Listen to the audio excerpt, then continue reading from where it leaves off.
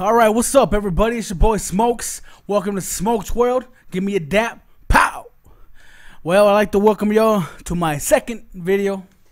My first ever video for my channel. Well, it's not my first video, but my first like real official video was a reaction video, and it was reaction to the Eminem Sway, the Kamikaze interview part 1. Now I'm reacting to part 2. Part 2 came out tonight. Part 1 came out last night. Part 2 is out tonight. It came out earlier around 8 o'clock. It's now like around 10 o'clock. And man, let's get into this shit, man. I'm excited, man. I'm excited what what Eminem has to say about Joe Budden and MGK and shit. You know what I mean? Hopefully it results in him dissing him back and shit. Whatever and shit. But yeah, man, here it is. Let's get into it right now. Boom. How do you describe your relationship with Joe Budden? I mean, listen, me and Joe Budden aren't, we're not friends like that. We're not like, we didn't go to the same fucking high school or something, you know what I'm saying? So I get that part. But when I'm out here flying around to different places and doing interviews and trying to use my platform to pump up Slaughterhouse every chance I get, and you're using your platform to fucking trash me. And I'm one of the things that... Exactly, man. I mean, like, fucking Eminem went out of his way to promote Slaughterhouse. He fucking put a lot of promotion into that. It's not his fault that Slaughterhouse didn't take off, like Joe Budden wanted it to. He did what he did. He fucking promoted the shit out of him. He didn't have to do all that. Keeps this ship moving. Do you know what I'm saying? So you're doing something, you got a voice in hip hop. So you actually could be affecting this ship a little bit. You know what I'm saying? Because you don't owe me nothing. But I've never gotten a fucking interview and been like, Joe Budden shit is fucking trash. That last album he put out is fucking trash.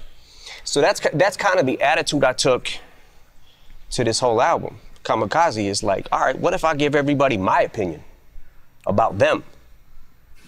But look, I want to talk about Slaughterhouse because there's a lot of, including myself, people that really feel like the Slaughterhouse saga was unfinished. I know there's a Glass House. I always felt the same way, dude. I loved Slaughterhouse. I fucking loved him, man. And I always thought there was gonna be another album, but the looks, I think what's his name? I think who was it that actually officially said that Slaughterhouse is done? I think it was Crooked Eye. I'm not 100% sure about that, but yeah, me too, man. I always wanted another Slaughterhouse album, but yeah. Album that was pretty much completed but never released, right? Where we had left it about 2 years ago was everybody came in and some of the guys in the group picked certain beats, some of the guys didn't feel those beats, so they liked the other beats. And there was definitely enough songs to put an album out, but for the most part, it wasn't a complete picture because everybody wasn't on the same page of what their favorite songs were. So I thought they were gonna go back home, regroup, and try to make a few more songs.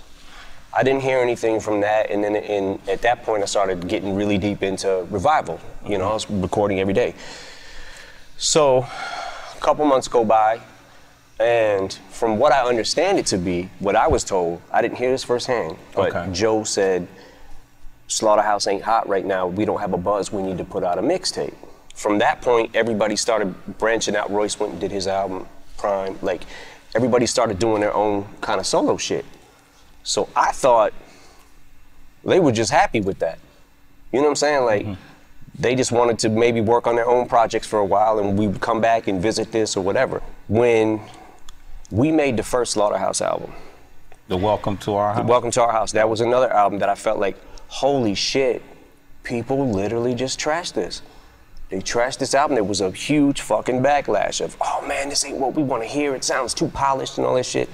Like, you're critiquing these guys who are fucking wordsmiths.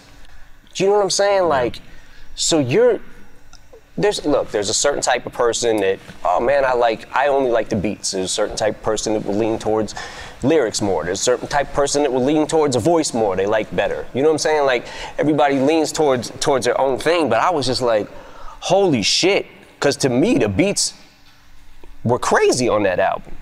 And only thing I did was added my little touch of like sprinkling music in these tracks and mixing them to try to bring out, you know, the production a little bit, which I don't even know if I did any actual beats on there on the first album, but all I heard was the backlash that it was too polished. Yeah. So we said, okay, let's do another album, and then you guys do what you want to do with it.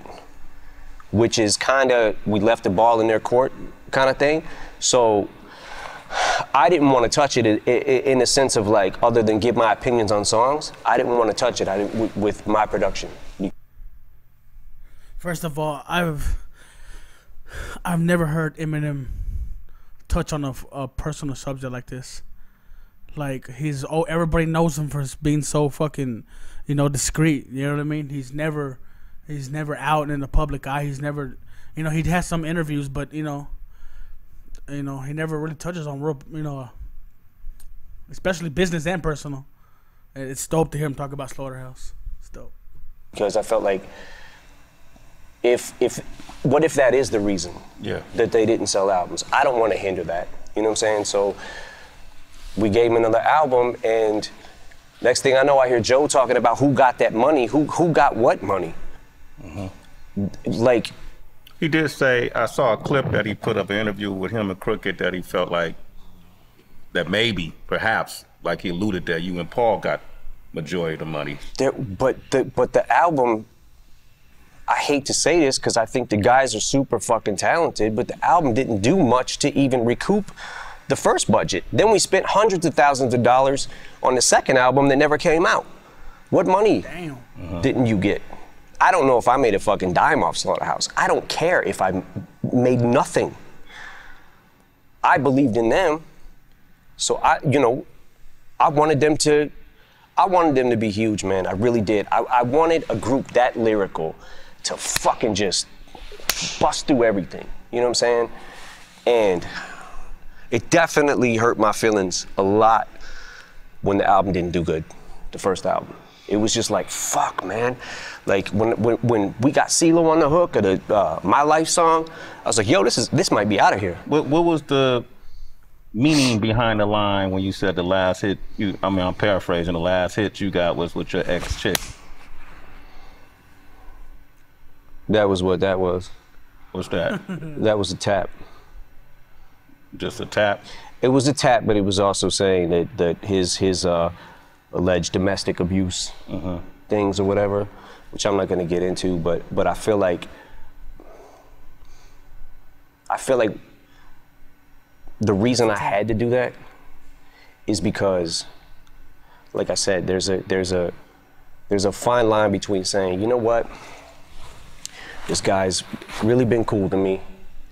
He's helped me out and tried to help out on many occasions.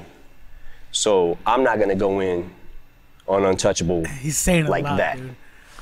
I'm gonna say it ain't for me. He's saying a lot. I'm not crazy about it, whatever. But to be the worst song you've ever heard in your life, have you listened to your own shit?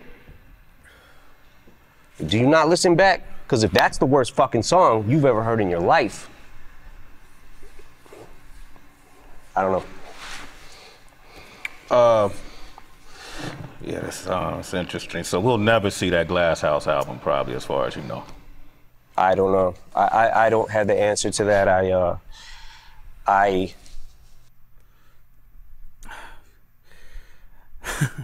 You can tell Eminem is getting emotional, dude. He's fucking mad. He's mad, dude. Like, I don't think Kamikaze is gonna be the end of it. Like, he got something else coming. He's still mad. I want to just make it clear, though, that aside from the Joe shit, I think that Slaughterhouse is one of the best rap groups to ever happen. But that being said, I wish their first album would have connected. Yeah. to more people than it did. I don't to this day, I still don't. Me and Paul are like, what the fuck happened? You know what I'm saying? Like, but look, man, everybody's not gonna like everything you put out all the time. So that was a dream team of MCs, though, and I think a lot to what you're saying in regards to why aren't people reacting to these wordsmiths is that's how we came up, you know. And honestly, what people may not realize is that's what really separated hip hop from R&B, rock and roll, and other genres was our ability to bend words to create patterns that made it unique to our genre specifically, which it seems like it's something that doesn't get any credibility. People don't put not everybody put a whole lot into that now. They don't give a lot of credence to that, you know, which is probably, Slaughterhouse could have been a victim of that, that kind of ideology. You also in this album, you went in on MGK. You guys had a discrepancy. He mentioned it in his response song, Rap Devil, you know, that let's call Sway and ask him why I can't get on Shade 4-5. That was in response, so I seen him on the street once, and I didn't know he couldn't come up to Shade at that time, 4-5. And I said, man, come on up, man. And then I had to see him again and say, hey, man, I don't know what the shit is, but until that gets cleared up, there's no way I can have you on there. Yeah. What's the shit with that? What happened? Well, the shit is, just for the record, the thing that was going on that he was saying about my daughter, I didn't even know about that until like literally like a year and a half later. Okay. I wasn't, it never hit my radar. And then one day, here we go. You know, you go down the fucking wormhole of YouTube and whatever, right? So I see Machine Gun Kelly talks about Eminem's daughter, whatever, right? So what the fuck? Click on it. Like, yo, why is he? Then he starts doing a press run, basically, about Haley. I'm like, what the fuck? Yo, my man better chill, right? So that's not why I dissed him. The reason I dissed him is actually a lot more petty than that. Okay. The reason that I dissed him is because he got on. First he said, first when he said, I'm the greatest rapper alive since my favorite rapper banned me from Shade 45 or whatever he said, right? Like I'm trying to hinder his career. So I don't give a fuck about your career. You think I actually fucking think about you? You know how many fucking rappers that are better than you? You're not even in the fucking conversation. I don't care if you fucking blow or if you don't blow. It doesn't matter to me. But then when you get on Tech Nine's album and you start sending shots and people start hitting me up. Woo! He's saying a lot, man. He's saying a fucking lot. Holy crap, man. I'm telling you, he still has so much anger in him. There's something else coming, dude. There's something else coming. Machine Gun dissed you. He just dissed you. He dissed you. I'm like, I listened to it. I'm like, did he really diss me though? I keep listening to it. Y'all just rap, you not gods. And then somebody sends me a screenshot of his Twitter. And it says, had some shit to get off my chest. You just rap, you not God. Some shit like that. And I was like. A reference to the Rap God song? Yeah. So I'm like, on the song he said, y'all just rap, you not gods. And on Twitter he said, you just rap, you not God. Had some shit to get off my chest. And I'm seeing, and by the way, this was on the heels of the freestyle he had just did about Shade 45. It's like, shut the fuck up. Shut the fuck up. Now I'm in this fucking weird thing because I'm like, I gotta answer this motherfucker. And every time I do that, it makes that person as irrelevant as people say I am in hip hop. I make them bigger by getting into this thing where I'm like, I want to destroy him. It's fucking Slim Shady. But I also don't want to make him bigger. Do you know what I'm saying? Yeah. Because now you're a fucking enemy. So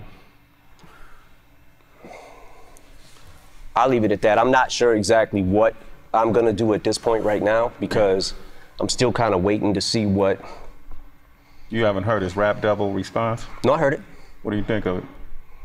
It's not bad for him. He has some good lines in it. Oh my God. Did y'all really call Interscope to try to shelve his? Fuck no. I had never made a fucking call, made a call to Diddy, really? Yeah. I got Diddy's number, just hit him up. Yo, Diddy, what up? Never happened. it didn't feel like a diss to me. It just felt like pitiful. Like, oh, fuck.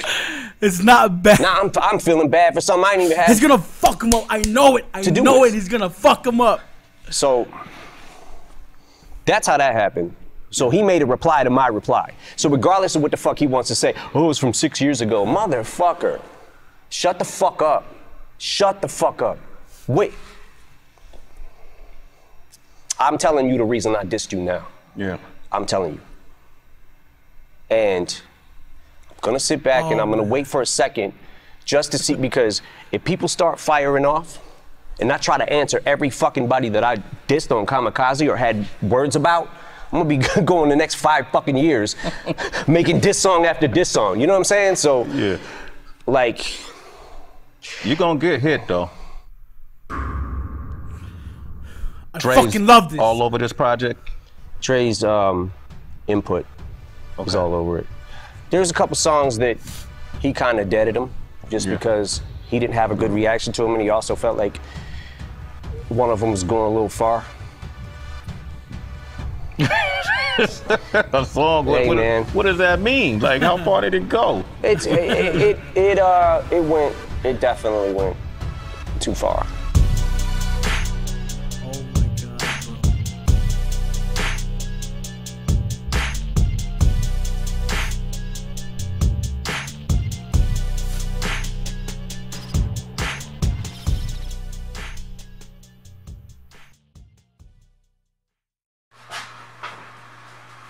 Hey, I'm sorry about that, y'all. The fucking video cut off on me.